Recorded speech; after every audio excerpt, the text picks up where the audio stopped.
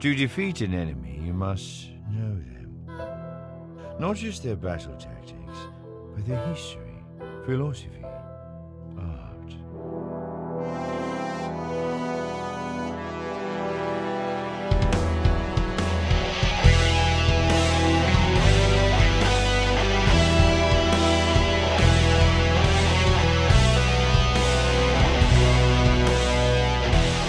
Welcome to the Chiss Ascendancy podcast.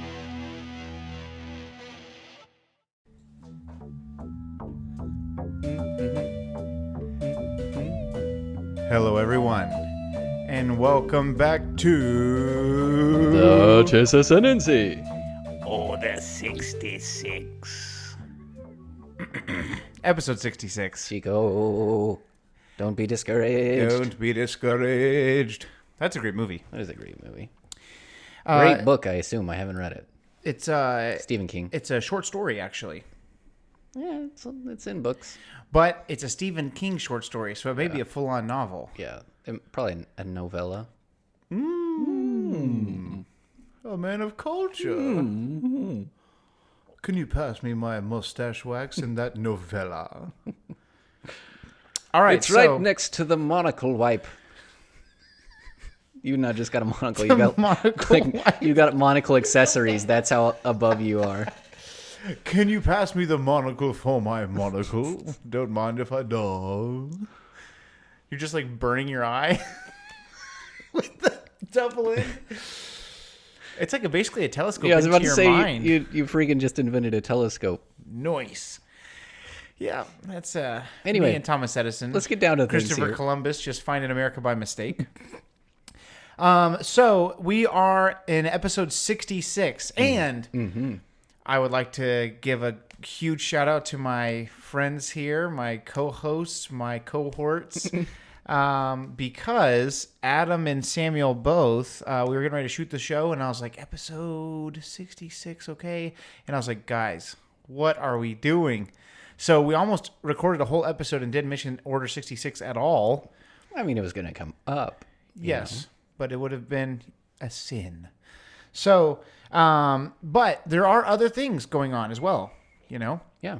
Well, and the thing is, what we were going to talk about today is the new Thrawn Chaos Rising novel came out. Greater Good is the subtitle. Oh, it's Ascendancy. Oh, sorry. Chaos Rising is the other one. Yeah. Anyway, Greater good. If you're a and that Thrawn came voice out fan on out what, there. Monday? So, Tuesday, I believe. oh yes, Tuesday is books, Wednesday is comics. Yeah. I don't know. That's just the way it is. So yeah, that came out. We wanted to talk about that. It's the first time that a new book has come out, and we've both managed to finish it. We did finish it. Yeah. High But- five. Oh yeah, nice. So yeah, there is how do I say this? There is stuff to talk about, but there's not. It's not a path of destruction's amount of things to talk about. Yeah, it wasn't life changing. It has finally set up the The finale. yeah. It's kind of finally set up what's so important about this particular storyline. Correct. Yes. So yeah, so we got a couple of things to cover. We're gonna do a kind of a shorter review of Ascendancy Book 2 Greater Good. And then we'll move on to some Order 66 chatter. Yeah. Eh? Also, real quick, short announcement on Tuesday. Oh yes. The Bad Batch. The BB. Yeah, really. Up until this point, the only Bad Batch I'd had experience with was when people would put walnuts in cookies. That's a bad batch. Oh, that's funny. Until these guys took the cake on that one. How do you feel about oatmeal raisin? I don't mind it because it's what it's meant to be, but nobody says, hey, I'm going to make some chocolate chip and walnut cookies. Yeah. You know what? Oatmeal raisin's very upfront with what's inside it. Yeah. You know what I mean? You know what? Putting walnuts in chocolate chip is just cruel. We've talked about this. I don't know if we've talked about this. Also Adam. in brownies. If you put walnuts in brownies, we're not friends. What are you even doing? What are you even doing? They're called brownies, not brownies and walnuts. They're not called brownie walnutties. Those are nutties. Oh, So, weird. but something that we personally don't like people putting stuff in is our business. No, I'm just kidding. Put out. No, but the thing that I don't like people putting stuff in, I know you feel this way. I want to get Adam's opinion. Macaroni and cheese. I don't care for people putting stuff in macaroni and cheese. Now, if Except you're going for if you go to Just Mac. yes. So they are the here in exception to the rule. Houston, H-Town, hold it down. Man, I hope Derek Lewis gets the title shot and beats Francis Ngannou. So in Houston, I don't know if it seems like it's kind of like a local chain. Yeah, I don't think it's anywhere else. But there's a place called Just Mac, and it's a bunch of different kinds of macaroni and cheese. And that's different because you can go, oh, buffalo chicken macaroni and cheese. Yeah. Oh, Also grilled very cheese upfront with sandwich what's with in it. bacon macaroni and cheese. Yeah. It's in the description.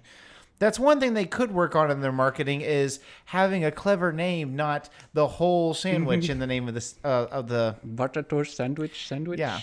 Would you like a butter toast sandwich macaroni and cheese sandwich macaroni? But yeah, so Bad Batch.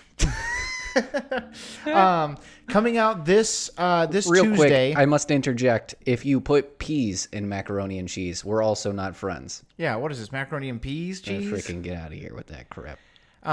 What are things that you do like in macaroni? If someone was to put this in and it was not told to you, bacon? Cheese. Oh, there you go, cheese. Yeah. Yes. What is it that you would be like? Okay, that gets a pass. Bacon is fine. Really, that's what I go for every time. I go for the You know bacon what? mac and cheese. I don't mind as long They as put the it's not. breadcrumbs in there sometimes. That's pretty good.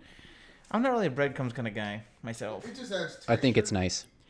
Do you like breadcrumbs on your apple pie? No. That's what a Dutch apple pie is. No. That's stupid. American apple pie, thank you. That's Can I- American as apple pie and baseball.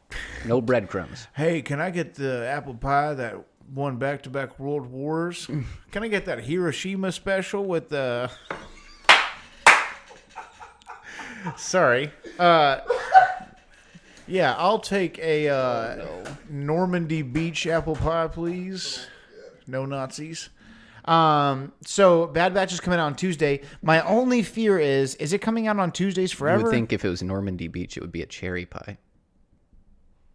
Because there's so much blood.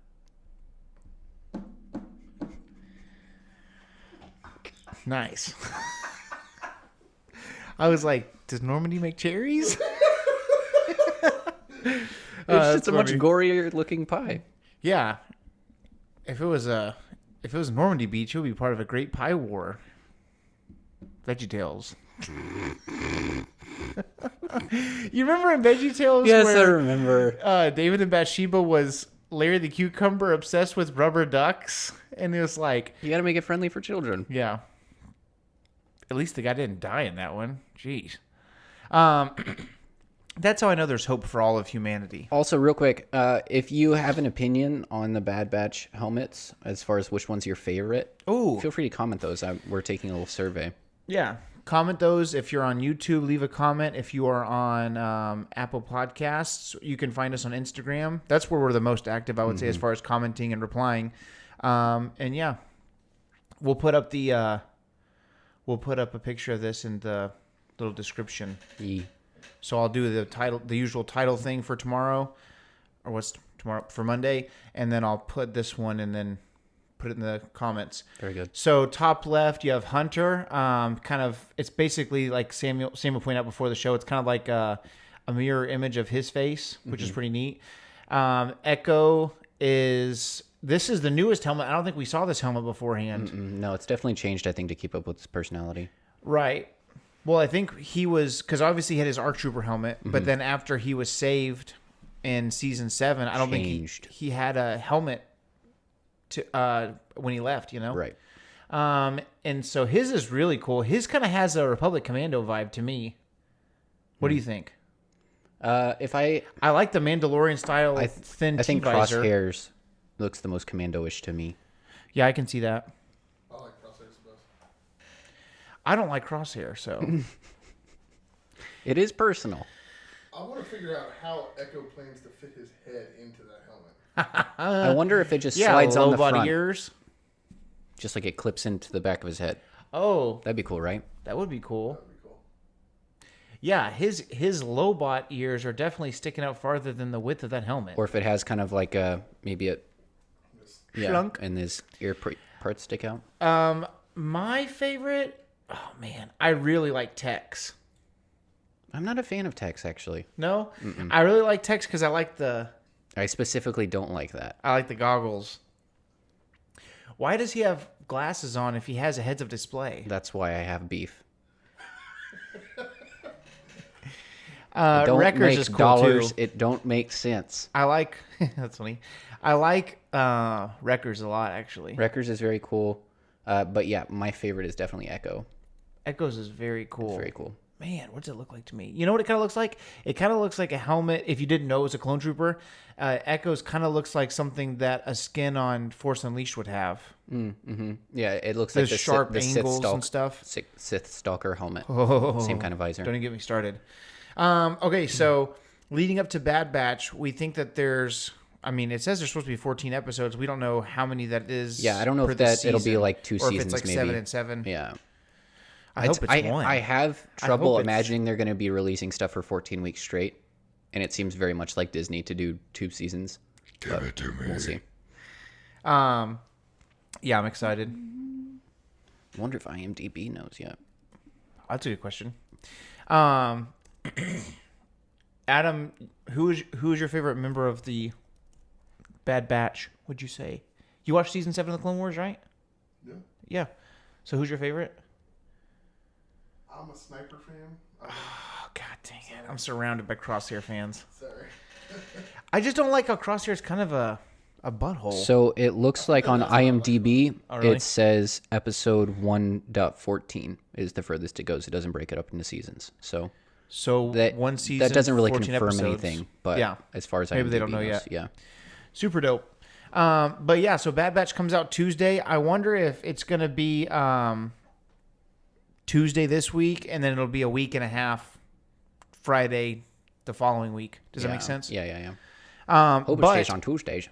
that would be cool. I really give my Tuesdays a boost. Or what if they did? I would like it if it was Tuesday and then Friday of next week, and then it could be every Friday. That's what they did when Mandalorian first came out, right? They did a Tuesday and then Friday in the same week. We had 2 episodes. I don't remember. Season 1? I think so. But yeah, I'm excited. I think that That would be nice. it's going to be pretty neat.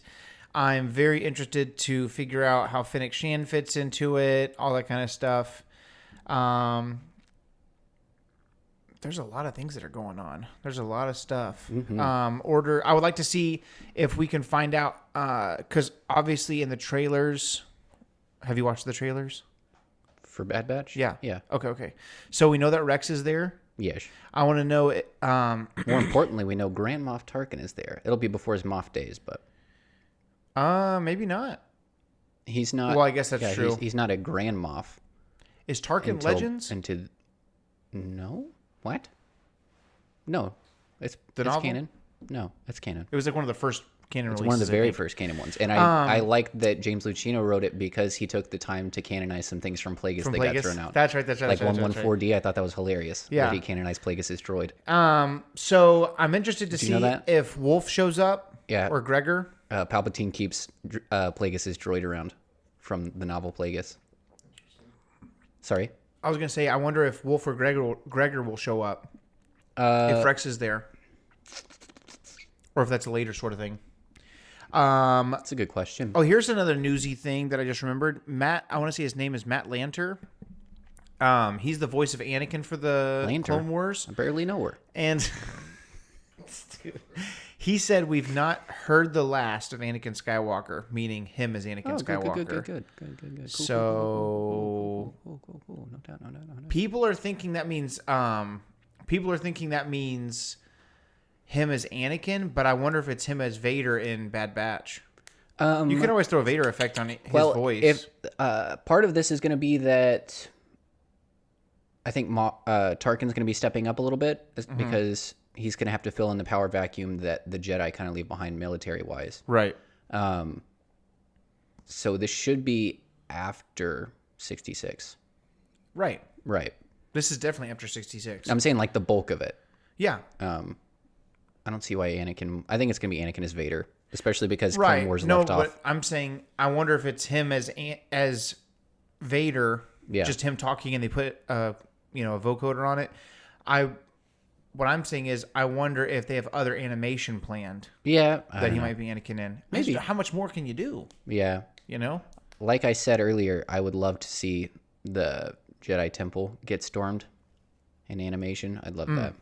Yeah, that'd be sick. That'd be sick. I'd also like to see more of Yoda and Obi-Wan It would like be infiltrating super Coruscant. sick if the very opening bit of the first episode, because the first episode of Bad Batch is supposed to be like 70 minutes. Yeah, It's supposed to be long. some 66 action in there. Is it really? Yeah, I think so.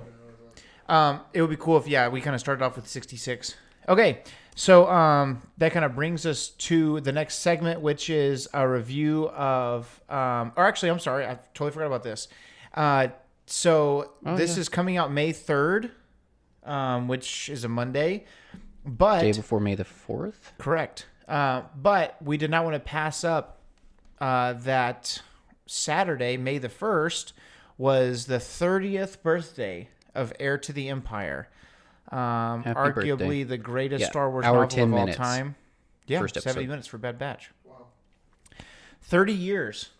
And so it makes me sad because the 20th anniversary edition was so sick. I don't think we're getting a specific 30th anniversary Yeah, probably not. hardcover. You know what's wild is that in our lifetime it's going to be 50. And then 60? Yeah. I'm just saying it's 70 crazy. even? It's crazy. Yeah, that is crazy. Let's see. Another 70 years from now, it's not ridiculous that I might see the 100th year anniversary of Heir to the Empire. 2091. I mean, 70 I'd years from be now, very wizened, but I'd be here for it. Bro, we would be... No, there's no way I'm going to be dead. I'm for sure going to be dead by then.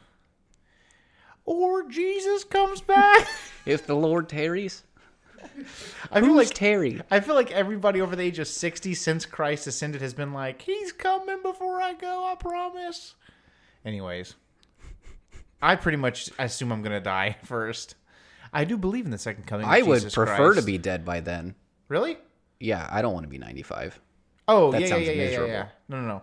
I thought you meant you would rather die than be raptured. You know, it depends on how cool it is, I I've guess. never been on a plane. What the heck? God himself No, I mean, appears? how cool I would die. Oh. Like, if I die in a really cool way. Yeah, that'd be cool. Dude, you know, it'd be sick if it was kind of like a Groundhog Day, Bill Murray type of thing where you're No, like... that would be terrible. No. Think. Let me finish my thought. Where we live Resurrection Day forever. No. Just, you're not hearing my whole thought. What if it's something crazy happens like, okay, let's say you're skydiving, right? Mm-hmm. At 80 or whatever. Mm-hmm. And your chute's not opening. And you're like, oh, dadgummit. And then all of a sudden, you just start going back up. What if it was on the same day? All right, Lord. Meaning the Father, you're the only one that knows. But if you could come on the day I was going to die anyway, that would be neat. So 30 years of Heir to the Empire, super amazing. If you are a more casual fan and you don't know much about Heir to the Empire, I am not shy in saying that this is the novel that saved the Star Wars franchise. Star Wars Return of the Jedi came out in 1984, and it had been 7 years since any Star Wars properties had come out. There weren't really any toys. The movies were 7 years old, and VHS/DVD/Disney Plus really wasn't as prevalent back then. I mean, obviously some of them didn't exist, but the concept of just being able to watch Star Wars again was not around. So because of that, things just, things moved on. Mm-hmm. And so a very awesome author by the name of Timothy Zahn came up with arguably the most lovable Star Wars villain of all time. Who do you think? Gudar Mubat. That's funny. But Thrawn was a character like we had never met before, and I still remember the magic I think of he's the first time out of Heir to the Empire. potentially the first villain that you might want to root for that we had in Star Wars. Yeah, because whenever you're like, nobody really... Because even against When Jabba the Hutt died, nobody was like, oh, yeah, man. or like when Vader was redeemed, especially in the time, nobody would have been like, heck, you know what I mean? Or when the Emperor died, nobody was really shedding any tears. But I think people were secretly rooting for Thrawn a little bit. Definitely, you know what I mean? for sure. He was a character that You love to see him win because it's always so brilliant. You love to see him win. He's so smart. It's funny because in universe, he's supposed to be like the farthest thing from charismatic. But as you read about him, you're like, I love this guy. Yeah. I think it's partially obviously because Timothy Zahn's writing him in that sense. But amazing graphic novels, amazing books, amazing, obviously, like I said, comics. There's been multiple covers over the years. So you have the classic, if you're watching on YouTube, top left is the classic. That's the original cover that came out. And to me, when I first read this book, I was like, who's this crazy wizard in the middle? Who's the Gandalf character? Jeruis Sabaoth. Turns out you hate him. But he's not that big of a deal. And actually, just this little guy nonchalantly folding his arms that looks about 7 feet tall, he's the one. He's as tall as Chewie. He's the one that is the character you care about. Actually taller if you consider the fact that his feet are below the lettering. And right? And then here's the comic bottom left. This is the comic cover for part 1 of the Heir to the Empire. It's a 6-part series. And this is actually the cover they put on the miniature comic that you receive whenever the Thrawn comic pack came out in the mid-2000s. Nice. Star Wars figures. And then at the 20th anniversary, they released this super dope silver hardback Heir to the Empire. And then underneath that, the hardcover of the book, when you take the dust cover off, it's a glossed, like, black and white version of that picture. It's super, super sick. And then when Disney took over, they re-released the paperback with new artwork. And when you lay the 3 books next to each other, they make a mural. A triptych. Yes, very nice. That's what that's called. Yeah. And then, of course, upcoming is it's the Legends Best of that Del Rey announced. So it's that one we talked about a couple weeks ago, Heir to the Empire, Shatterpoint, and Darth Bane, Path of Destruction. And so that's a brand new cover. It's such a good story that they've made 4 or 5 covers over the years, and I buy every one of them.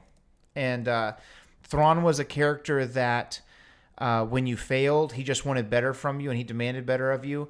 And then when he's a little more bad to the bone in the original. new stuff. Oh, I was going to say, as far as how he treats his crew, because he definitely killed somebody for effing up once. Yeah. Well, that's what I was going to say is, in this one, he seems to lose his cool faster, I guess is what I meant. Remember in Rebels, he like growls at a guy, and I was like, that's not Thrawn. That's way too simple for him to lose his cool. But in Heir to the Empire trilogy, it takes more to tick him off. Like, he's more cool. It just qualifies when he brings his hammer down, it's like a death blow. It's not like an argument. I think that just qualifies as his mischaracterization within Rebels, because I've also been re-listening to the Thrawn canon novel this week, and like, he loses his temper so rarely that Eli, who had been working with him for like 7 years at this point, was startled because Thrawn raised his voice for the first time in those 7 years. Yeah, and he's like, I was just shocked to see you angry. And he's like, I was not angry.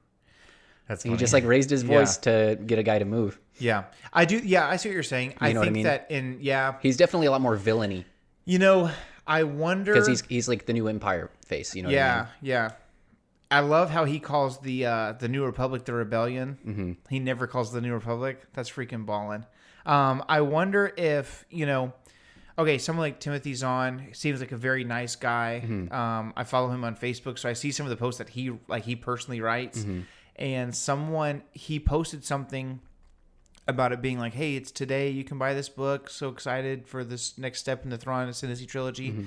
And someone commented, you should fire your editor or your publicist because there was a typo. And he goes, don't see how I can fire myself, because he had made the post. And I was like, oh, God. That's but really funny. He doesn't seem, he seems kind of like a pacifist. Timothy Zahn does. He doesn't seem like an aggressor. And so I wish I could get some Veritaserum into him and be like, what did you really think about Thrawn and Rebels? Because it doesn't strike me as the Thrawn that he portrays. Right, not even close. And that's part of why. Part of it's because it's a cartoon and the Rebels have to win. Part of it's because Rebels only does 1 episode story arcs, but I've made my opinions on that very clear over the past 65 episodes.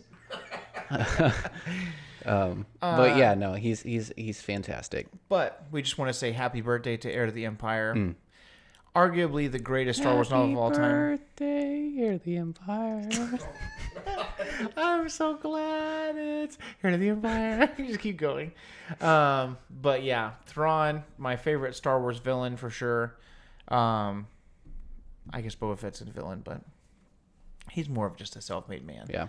Yeah. Moving on, or go ahead. It kind of fits. So I think part of why Thrawn looks so different in this newer version of, let's just call him the canon Thrawn, is because I think Tim Zahn had to kind of like recreate his motivation.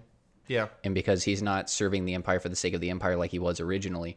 Right. You know what I mean? Like, I think that whole kind of part of his character really changes. Well, it's interesting because in the original now Legend story, he had been completely thrown out of the Chiss, and because of that, he was 100% loyal to the Empire. Right. Now, ironically, greater good. He's serving the Empire for the greater good of preserving the Ascendancy against what I assume is the Grisks. So it does make me wonder what. That's all the way from Thrawn alliances. Okay. It does make me wonder if I feel like the whole trilogy for the Ascendancy will stay pre-Empire days. And I wonder if that's just because he's it has waiting. to. Yeah. No, I think this is definitely going to end where the first book picks up in the Thrawn trilogy. Okay. I think it's just explaining how he got there. Yeah. And I think it's going to characterize him and maybe spell it out a little bit more clearly what his intent is while he's with the Empire.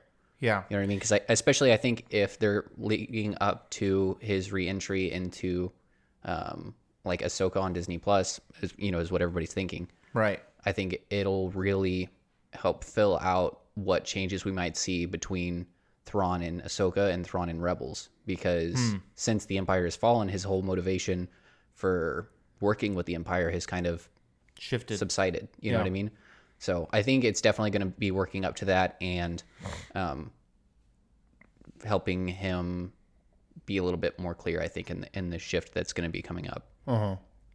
Yeah, it's weird because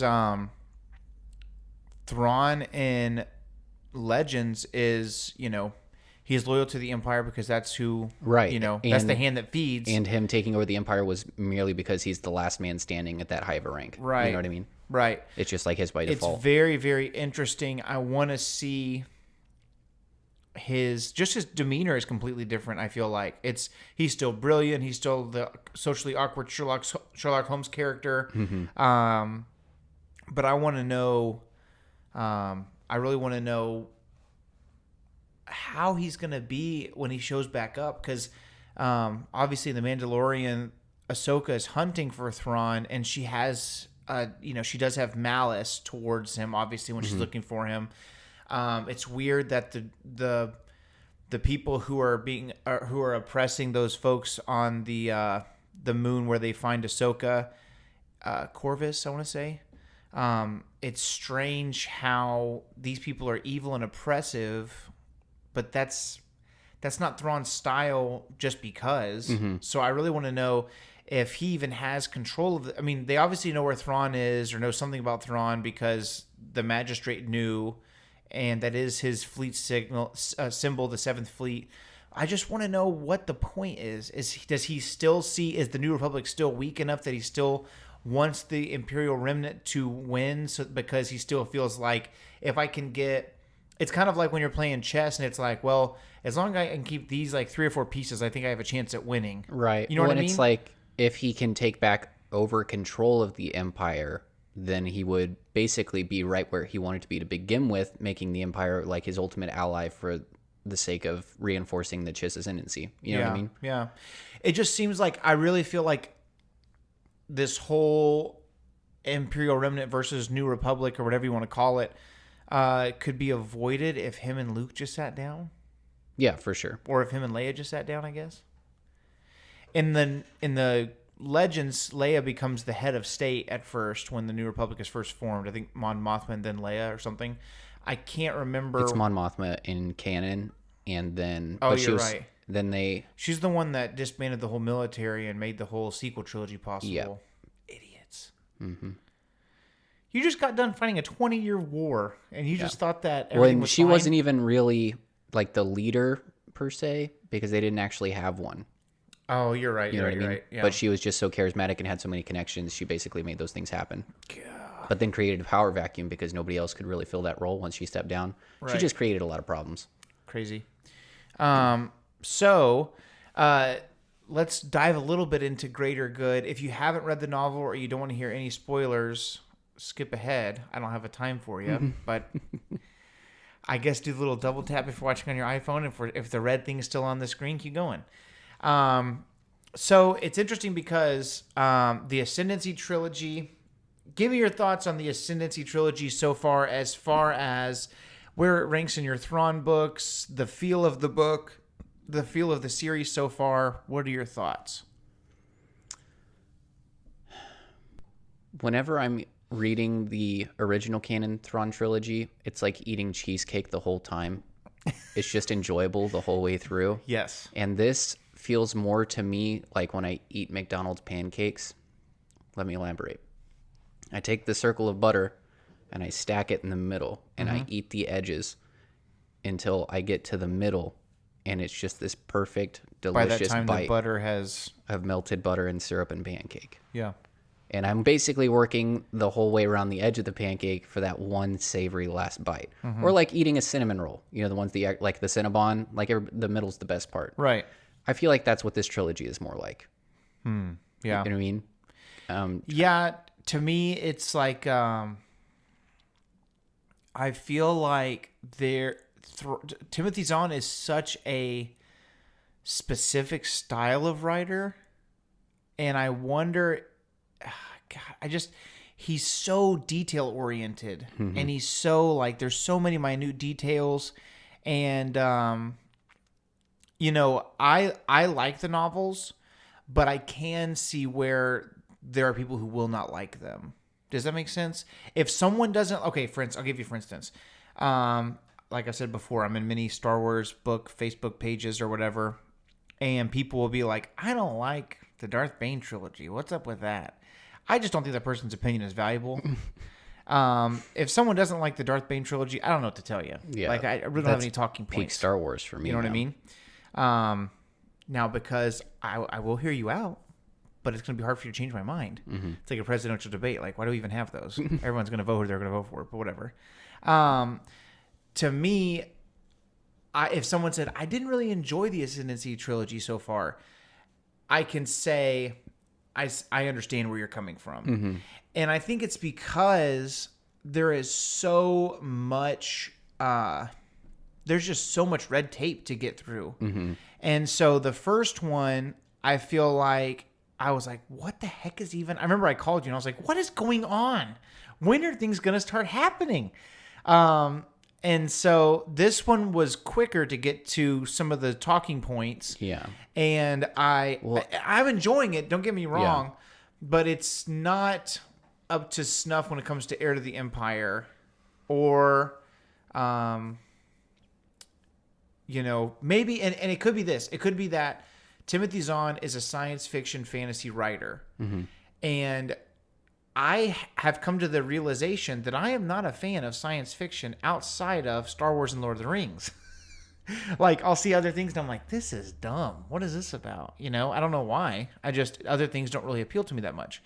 And so I think that maybe Timothy Zahn is kind of taking his science fiction writing chops and applying them to this story because it's the most open-ended anything has ever been for him. You know, Heir to the Empire, we still had to use Han, Luke, and Leia. We had to stay in this timeline. You know what I'm saying? Like there was definitely a box he had to operate within. And even more so for the first Thrawn canon trilogy, where it was you have this space of time because Thrawn was in Rebels. Right. So this can't be post Return of the Jedi because we got these plans for post Return of the Jedi because Star Wars and Lucasfilm and all of them think years and years out. They already know what's going to happen to Thrawn. You know what I mean? Yeah. Well, and I think another part of it is that you have this guy who now for 30 years has been thinking about where Thrawn comes from. Right. And he's finally getting the chance to really explore what the Chiss Ascendancy is and what the differences are. And I enjoyed the bit is where he's like getting down to stuff like the differences in technology that's available to them. Like they have to get navigators because they don't have hyperspace calculating computers. You know what I mean? They have to have people that can navigate the chaos. I think stuff like that's really cool. And I think a lot of the red tape in the first book was him just kind of giving the skeleton of what the Chiss Ascendancy is about, what makes him tick, and explaining the family orders and how that's influential to everything. And I think exactly what you're saying. I think that some of the time that feels like what's happening is he's developing a whole separate universe, really. Yeah, essentially. Because there's really nothing familiar other than Thrawn. Yeah. It does make it a little bit hard when I'm reading a book or listening to a book when he mentions all these different characters. Because I love to, I'm that kid that bought, I got birthday money when I was like 12 and I went to Barnes & Noble and bought the Essential Guide to Star Wars Characters. So I'm reading a book and I'm like, oh, okay, Vergier. Okay, cool. A little peacock bird looking lady, and I go from there and now I have a mental picture. So I can read and I can imagine things, but it also looks he's something creating like whole new species. Yeah. And I'm like, what does this look like? And then, like for instance, what were the name of the two characters that were pretending to be in trouble and they were actually the troublemakers? What species was that? Abduli or something like that? I honestly, if I don't read it, the name doesn't stick. So I just I'll hear it and I'll know what it is, but I got nothing. Okay, so man, I want to say it's Abgui. It's Something like that. Okay, so anyways, just look up Thrawn Greater Good Dramatis Persona. But anyways, this whole time I'm picturing these peeps like Agra from no, they're supposed to be But then later in the book it's like dark red with dirty white colors. And I was like, what the heck is this? Because in my mind they were something else, Yeah. Let's see. But that's one of the hardest things is he's creating a whole new world, and it's so new nobody's made anything for it yet. Right, and as politicky as the Star Wars prequels were, this is that on steroids. There are 9 ruling families, and the aristocra are the ones who decide, or not the aristocra. There's the even higher group. Man, I sound like I don't know what I'm doing. But there's a higher. Imagine the Supreme Court, right? And they decide. Call them the council. Yeah, but they have another word for it. I can't remember what it was. It's like when they call you home, like everybody, you cut and run, you go back home. But I can't remember what it's called. Because they've got the council that's in charge of the military, I think. The Supreme Council, they rule the military. And then there is the... It's basically the civilian version of that. This is how much information there is. So you have somewhere around 50-something families. There's 49. 9 ruling families and 40 great families. Yeah. So there's 9 ruling families. There's 40 great families. At some point in their history, there was as few as 3 3 ruling families, and as high as 12. But it's 9 right now. So imagine the Supreme Court, but families. And the big thing in this book is there's a family that used to be one of the great families, and it used to be one of the ruling families, but now it's been degraded to one of the great families. And the main bad guy that you hear for like 2 paragraphs in the whole book, the main bad guy, I remember his name, it's Jixtus. Jixtus, he is playing puppet master over some of these other characters. So the storyline of the book in 30 seconds is Thrawn is out there making sure there's no more pirates, that, he just got rid of these pirates in book 1. He's making sure that they're not coming back for round 2. In the midst of that, he's being tricked into being away so that Jixtus and his helpers can try to cause trouble for the other families. And of the 40 great families, there are 3 that they trick into going to this planet that's useless, but they think there's a great mine of precious materials that if they find it and claim it for their family in the Ascendancy, they will. They believe that they will be restored to a ruling family, making it 10 ruling families again. And so the idea is Jixtus, the main bad guy, hates the Chiss for whatever reason. Maybe because they're just smart and they're a threat to him expanding his rule or whatever. And so his plan is he's got these other Abduli. Have you figured that out yet? The species? Mm-mm, Anyways, that's not it. he's got these two characters that they act like they're just like hanging out. And you know how what is it when Amish people have a year off? Rumspringer? He's describing like a gap year. Yes. But what's the Amish one? I don't know. Okay. I'm using a term the rest of them will know. So the Chiss, apparently they have this thing where after they, come of age, they have a year to explore and figure out what they want to do to bring honor to their family name. Rumspringer? Man, I'm a G. And so the Chiss have those too. So there's these two characters that they're on their Rumspringer, and these two alien characters come in and they're like, hey,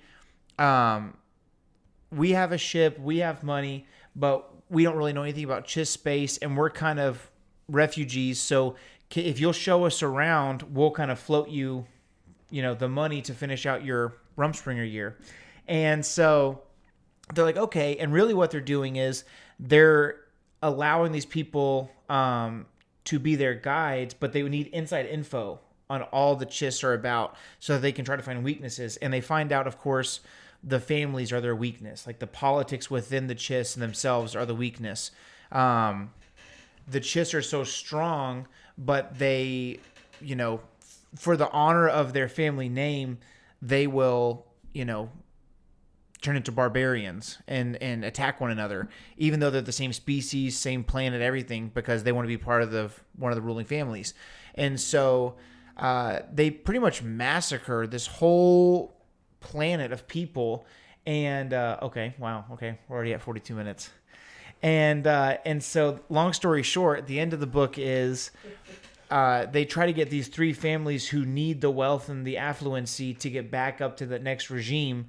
They're trying to get them to wage war on one another for the sake of riches, to take up their family name. And Thrawn basically finds a way to distract them long enough to show them that the planet there's nothing there. You're literally going to wipe out three whole families and start a giant civil war for nothing. There's nothing on this planet. It's a lie. And that's the end of the book. And so Jixtus, here's a spoiler if you're still listening. If you've heard the whole plot, but you don't want to hear the really big thing. Every family has a patriarch or matriarch that's the leader of that family. And so the myth, because Thrawn's full name is Mithron Urido, their ruler, their patriarch dies, who was a big fan of Thrawn. And their chosen replacement is like... The Syndicure. There you go. I just remembered it. That is it. The Syndicure is the Supreme Court, basically. But it's heavily influenced by family politics. Exactly. But your family can say, hey, we're going to do this. And if the Syndicure says you're going to do something else, you're going to do what the Syndicure says. Maintain the military. Exactly. Nailed it. So imagine, for instance, in our world, imagine if you're an upcoming bright guy or whatever, and you're kind of a weirdo, but you get the job done, and Donald Trump loves you. Imagine Donald Trump leaves office or dies or whatever, and Joe Biden replaces him. Obviously, your world just got sucky fast, or vice versa, if Obama liked you and Trump became president, for those of you who are upset. So that's Thrawn's thing, is the patriarch was a big fan, and he knew he was misunderstood, but he knew that he was brilliant. He knew that he was the best thing that had happened to the Myth family in a long time. And if they would just support him, they could ride his ascension to, being one of the greater of the 9 ruling families. They could be one of the top 2 or 3 families. Now this guy dies, and he's replaced by a guy that's literally, which this is like a big no-no, but he's in cahoots with other families to try to mess Thrawn up, which is crazy because you would think that he would want his family to succeed. So that's a big deal. And then at the very end, you find out that Jixtus, this main bad guy, is his species has been hidden throughout the entire book. His species, nobody knows what it is. He has a black robe. His face is veiled. I was texting Samuel like, holy crap, how crazy would it be if this was Darth Plagueis? But it wasn't. I knew that wasn't the case, but I was just fanboying for a second. I was like, probably not likely. Yeah.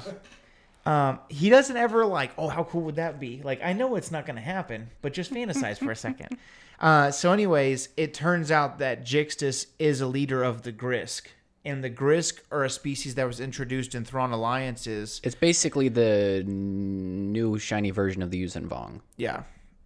But they have technology. Yeah. So this it's is even worse. This is supposed to be the threat that drives Thrawn to unite with the Empire. Threat that is such a big deal that Thrawn is willing to leave everything he's ever known, go back down to freaking nothing, clean toilets for a living, and race through a whole nother military hierarchy for the sake of becoming friends with the Emperor, so that the Emperor will help the Chiss against the Grisks.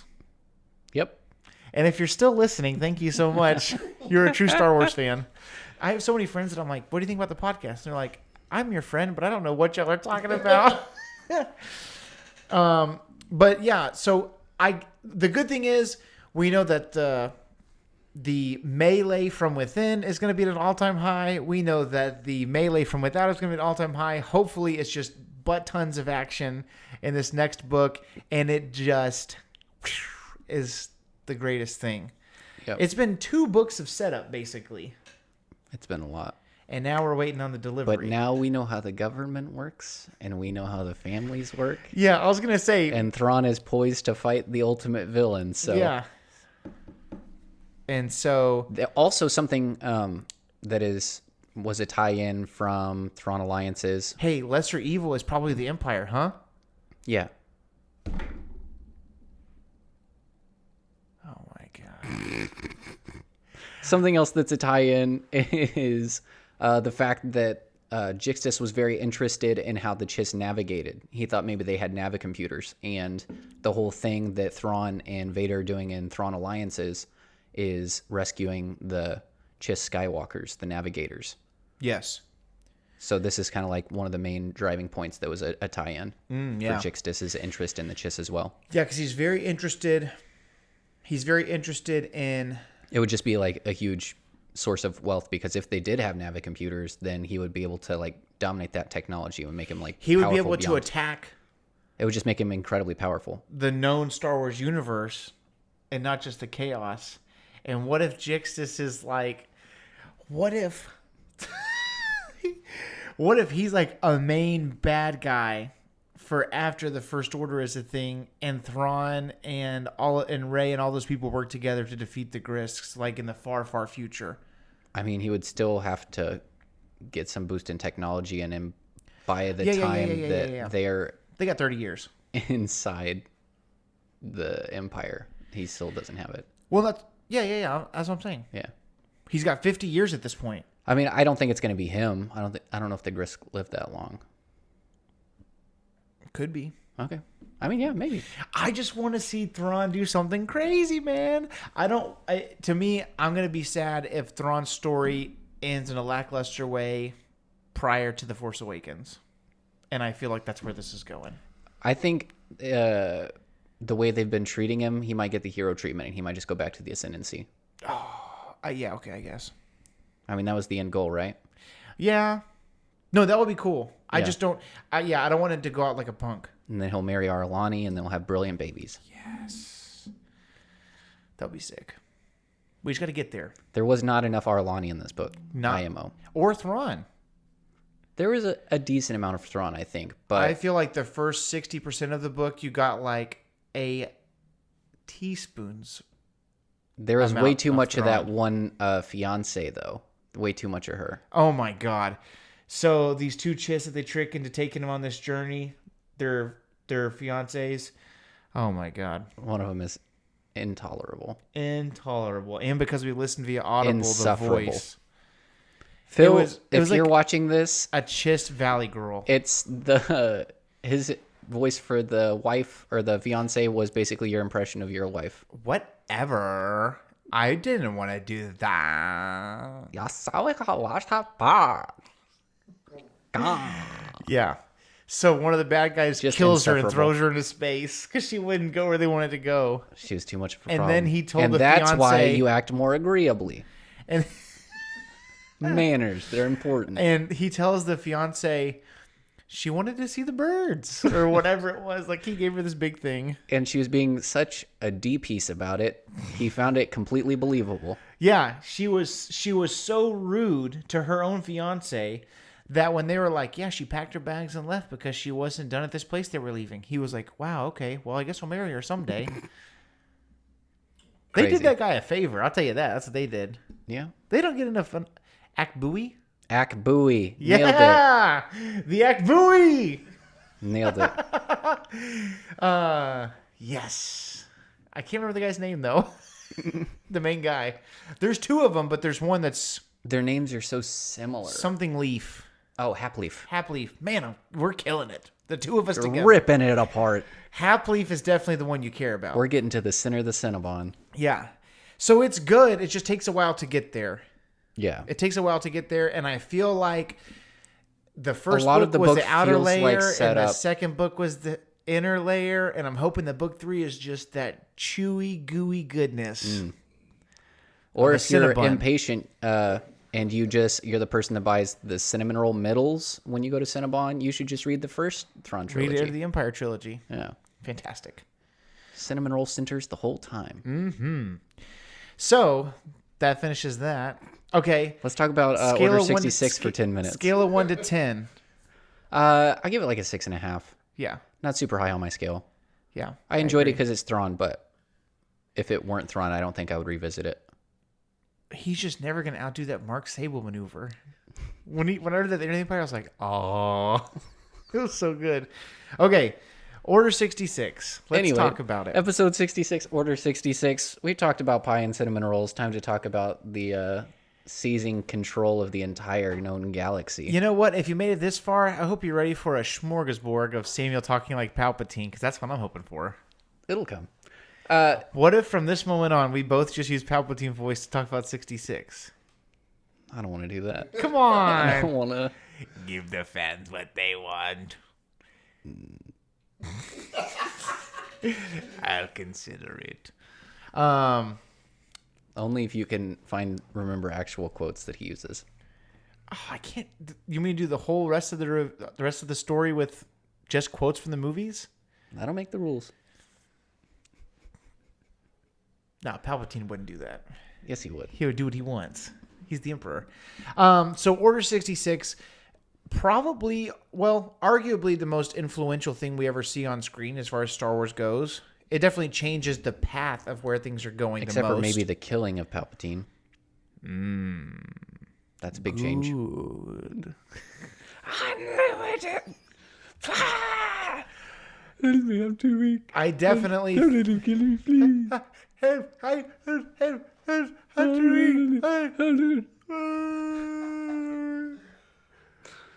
Got into a Wookiee bit there at the end. Yeah, I didn't know where to go with it. Well, I had a joke, but I couldn't make it on air. So... I'm doing... I just... Psych! Dude, if I could hear Palpatine say psych, that would be sick. So... Or if we could get a Bully McGuire quote from him.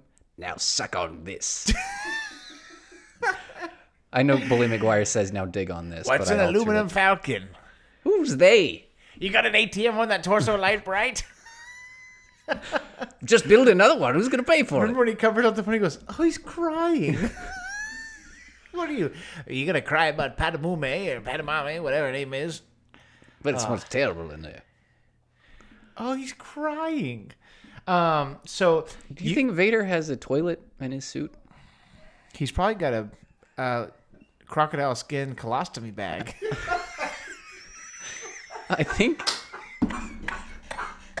I would think it would be something similar to Iron Man's suit where he has like a urine recycler.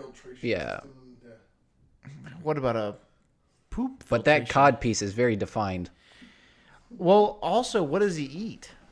Like, do you think it's just... What if it's through a tube, can you consider it eating?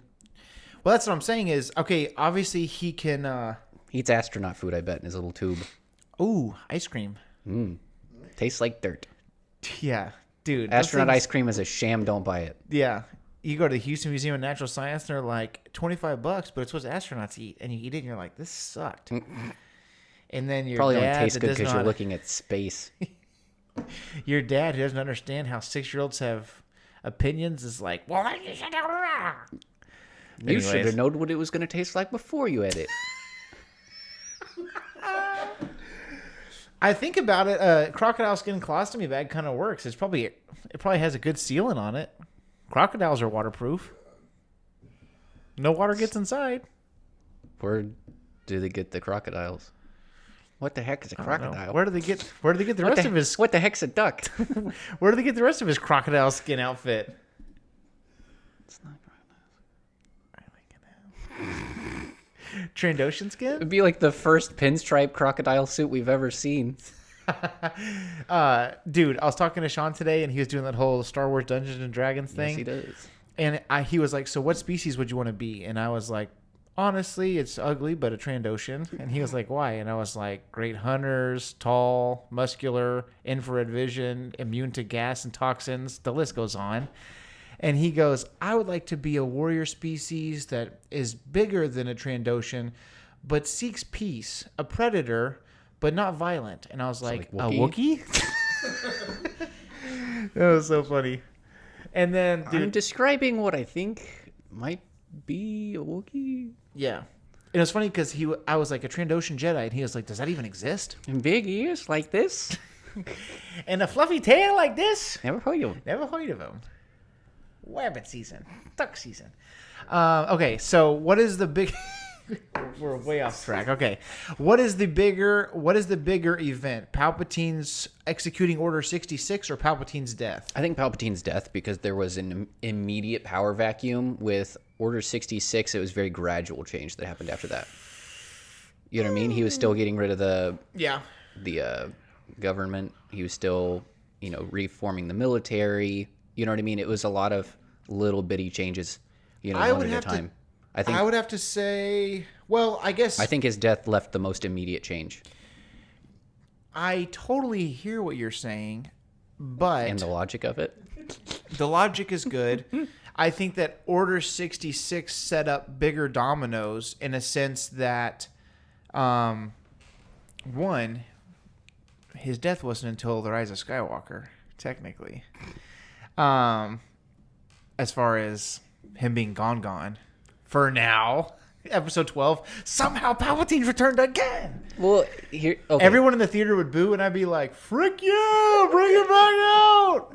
You're saying that Order 66 set up bigger dominoes, but then that's not what Order 66 isn't the biggest change. Then it would be the other changes. Is what I'm saying. It's the biggest singular event that created the most change. Order 66 it was more okay. So maybe the Emperor's death left a bigger power vacuum immediately, but I guess what I mean is it's a bigger moment because in life we see negative things bigger than positive things. Does that make sense? If someone gives you $1, it's no big deal. If you have $1 in your hand and someone takes it from you, it ruins your whole day. Well, I mean, I guess another way we have to look at it is that he basically just kind of changed the government as it was gradually until he wanted until it was what he wanted it to be. But his death we had to create a whole new that's structure, true. galactic. I guess what I'm kind of thinking of is Order 66 happens. Mm-hmm. Tens of thousands of Jedis die. Mm-hmm.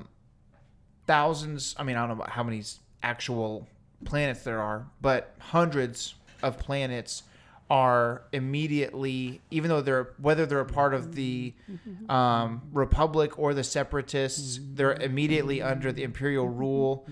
Things like Alderaan, billions of people died in a matter of seconds because Order 66 took place. Yeah. You know what I mean? Yeah. I feel like 66 has a bigger impact as far as the when the Empire fell, there's not one, it doesn't immediately fall, and there is a huge vacuum within the Empire, but there's not one of the storylines that they keep bringing up in current Star Wars stuff is that not everybody's life got immediately better. You know what I mean? That's kind of a trope that they're doing right now. But I feel like when Order 66 took place, it set up, it was the nail in the coffin of the Republic, essentially, because there was no one to tell him no at that point. You know what I mean? I don't think that people's lives drastically... There's no one to tell him yes after he died. What? Couldn't ask a question, man. Here's another Order 66 picture for you. So, I don't know. It's very interesting. Hey, what if we saw Commander Cody hunting down the Bad Batch? That'd be cool, huh? Yeah. He's got to die sometime. Yeah. Maybe of old age. But Order 66 is so interesting because, one, okay, is it just me, or whenever Sifo Dyas and all that kind of stuff, clone making, when I was a kid, I was like, who the freak is Sifo Dyas? Is that Count Dooku? I thought that they're the same person. I thought that Sifo Dyas was just a made-up name. Right. Well, and it was originally going to be Sido Dyas, but I think George thought that was a little too on the nose. All right, Sido Dyas. Not to be confused with Sidious. Yeah. And then the big thing that we kind of talked about a little bit a few weeks ago, nice little bicep candy jewelry there on Cody's armor. Something that was Keeps a the really plastic from cool breaking. idea. Oh, yeah. Not on the left arm, though. Tamora Morrison's pretty yoked. A good one. Anyway. I'm sorry. Something that we talked about a little bit a few weeks ago. The fact that if you look into the creation of episode 2, in the original script, Order was gonna 66 happen- was going to happen in Geonosis. There we go. She seems to be on top of things. So what do you think about that? I'm sorry, I can't get past it. Just go to the next picture, man. I think it would have been cool. It definitely would have been way too soon. You know what I mean? Like, what the frick would episode 3 have been? You know what I mean? Yeah, it'd been wild. By the way, if you ever want to listen to the song that's playing in this scene, it's not a part of the actual score if you look it up. Yeah, if you what wanna- you can do is you can Google Star Wars March on the Jedi Temple 10-hour loop, and you can get that fix. You can get that fix. Yeah,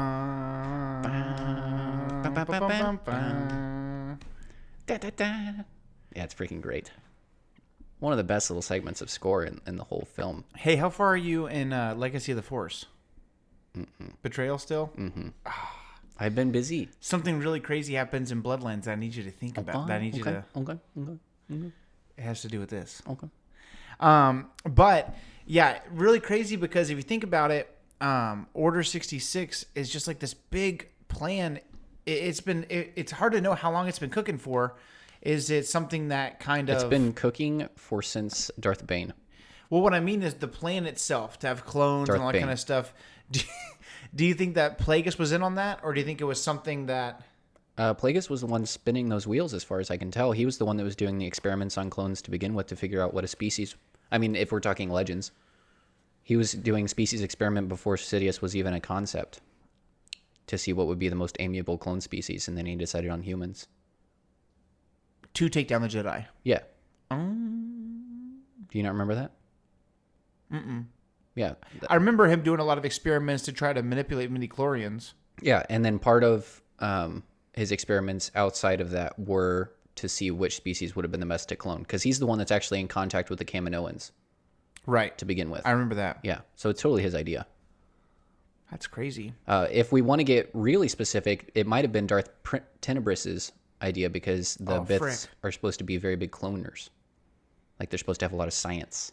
I can't get past the fact that I think Biths all just play the saxophone. Cluehorn? The clue horn. The clue horn. Actually, I think what we see him playing in the cantina would actually be an oboe. In Star Wars? It looks like an oboe. It's got the little straw. Adam Yeah. agrees.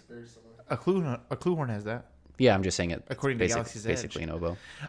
So you think Tenebris was the one that was thinking of cloning, and then Plagueis took that up, and then Sidious took it I up. don't see why not. Their apprenticeship would have been 5 ever long, because both their species live like 4 or 5 times as long as... I think he was Tenebris's apprentice for 100 years or something like that. Also, how crazy is it that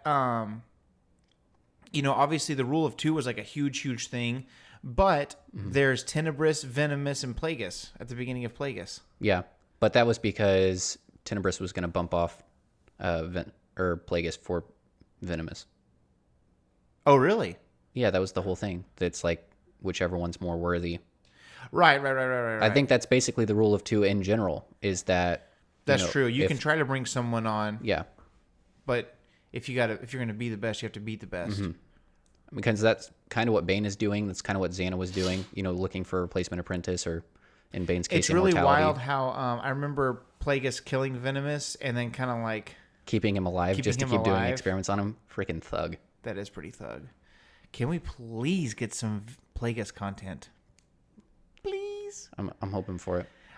So nice. Okay. We're okay. So what is your favorite, not Anakin with the younglings, but what is your actual favorite part about Order 66? When you think about it, I know it's a sad moment, but even if it's just it's sad but respect, what do you think stands out to you about it? Besides Anakin with the younglings. Master Skywalker, there are too many of them. What are we going to do? Zong. Oh my god. I think now when I watch it, the first time I watched it, obviously watching Anakin go and kill Jedi, that was the most emotional part. I think what I feel the most poignantly now would be Plo Koon's death, especially since he goes out in an undignified way. Yeah. That was totally unbecoming of him. Hey, did you know, speaking of Plo Koon, on the set of The Mandalorian, to make sure nobody could spoil the Luke Skywalker thing? Yeah, they told him it was going to be Plo Koon. They told them that Plo Koon was going to come and save Grogu. Which I guess nobody watched freaking... Anyway. Yeah, we talked about that. Hey, if you can survive literally being cut in half and sucked into the vacuum of space... Yeah, but that high-speed automobile accident, though. No! That was quite the explosion. The Keldor. Sweet guy. Freaking Dude, that... dope. Man... Obviously, Luke is the right choice, but if Plo Koon showed up, it would have been pretty dope. That would have been raw. Yeah.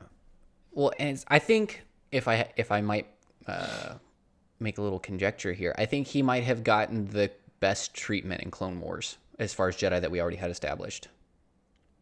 Because nobody cared about him, and now he's one of the coolest. Yeah, I think so too.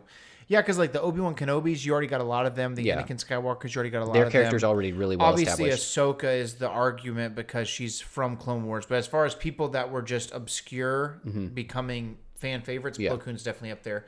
Plo Koon, I knew who he was, and he was cool looking and everything.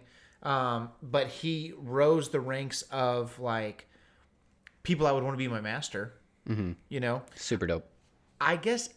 Anakin's kind of the master you would want if you were a fan of that concept in high school where a teacher wouldn't really make you work hard, but then it was a pain in the butt later in life. I feel like Ahsoka had to learn a lot of lessons the hard way because Anakin didn't push her the way she should have been pushed as an apprentice. What do you think about that? I think he grew up pretty well. I think part of it was that, okay, we read Master and Apprentice, and we see that they gave Obi-Wan to Qui-Gon because... Obi-Wan was rebellious, and the only way to rebel against Qui-Gon would be to follow the rules. Right. I think that giving Ahsoka to Anakin, which was Yoda's decision, the only way to really grow Anakin to that next step is to make him kind of be responsible for somebody else because of his recklessness. That's true.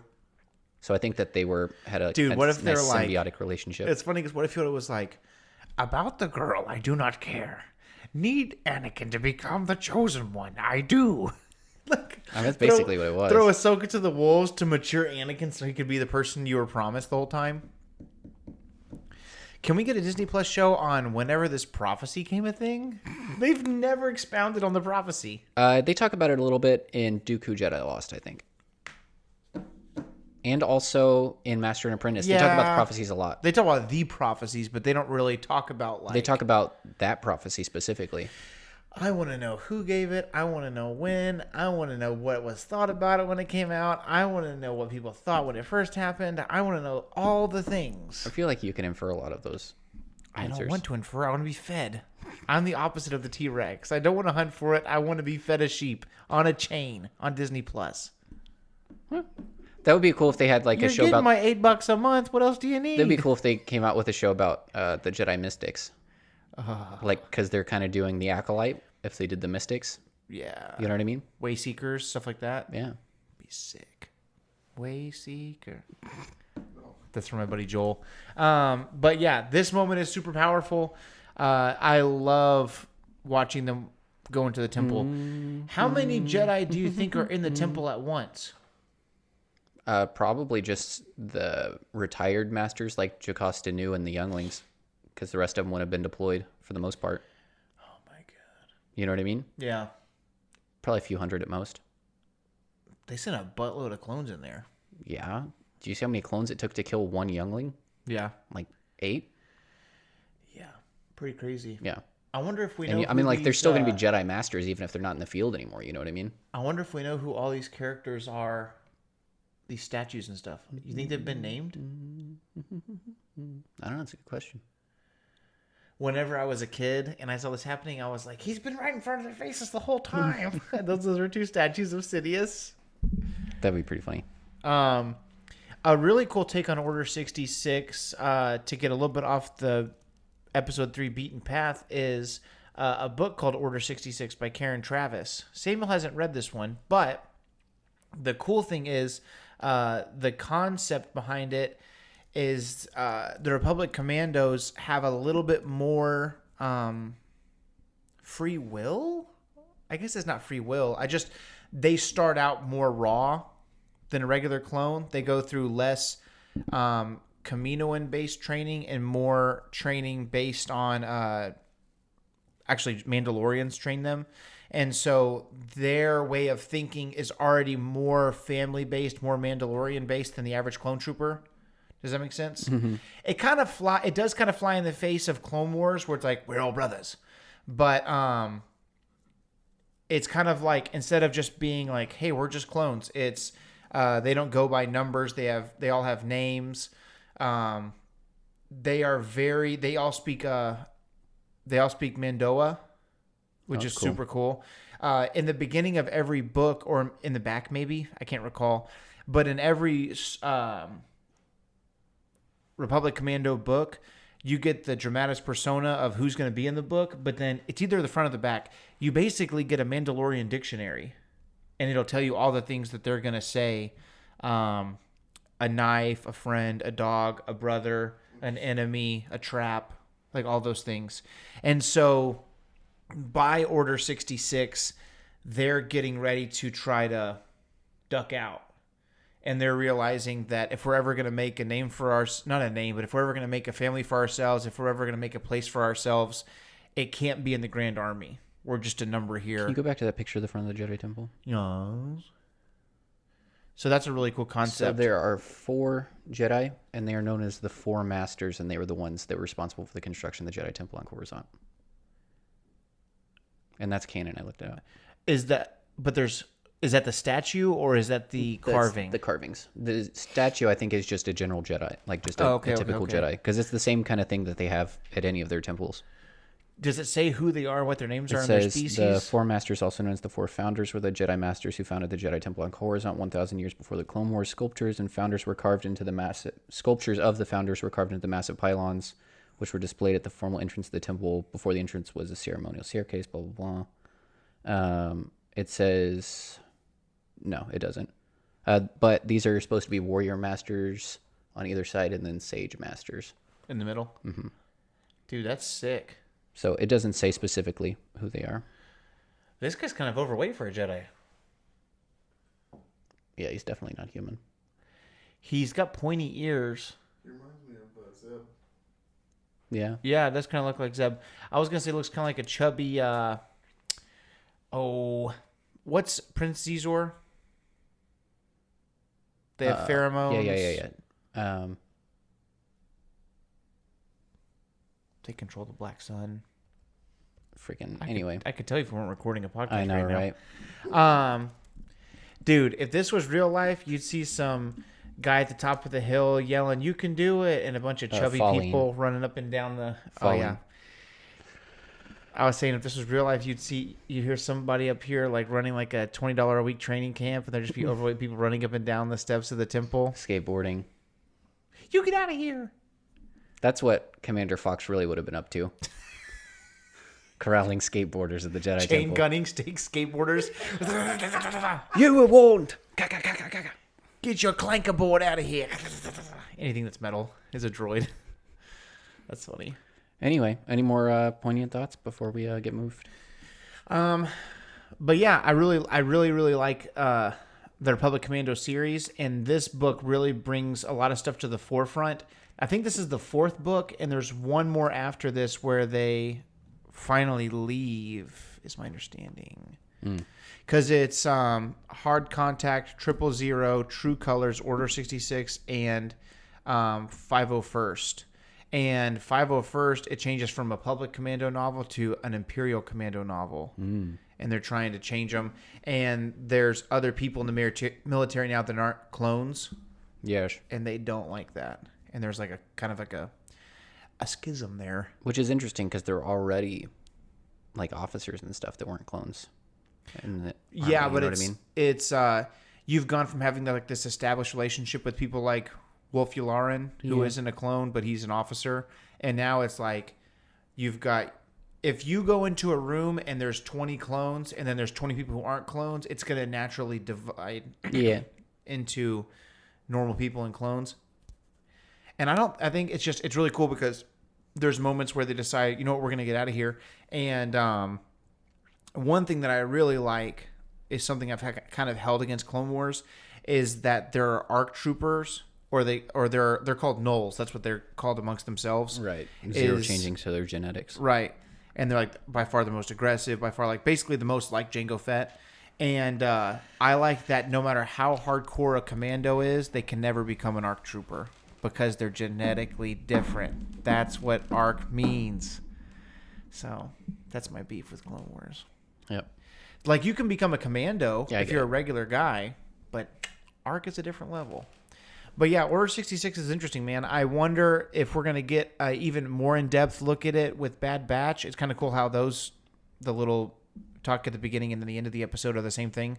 But to me, the most interesting part is that it was so long in planning. Mm-hmm. All the way from Bane, obviously Order 66 wasn't a thing, but like the concept of we rule from right in front of their noses. Yeah. And eventually we'll get to a place where we can take over. And I'm sure it would make sense for Bad Batch to kind of see like the shift in what it means for the Bad Batch after Order 66. You know what I mean? Do you think because it would be a big change for them as well. Right.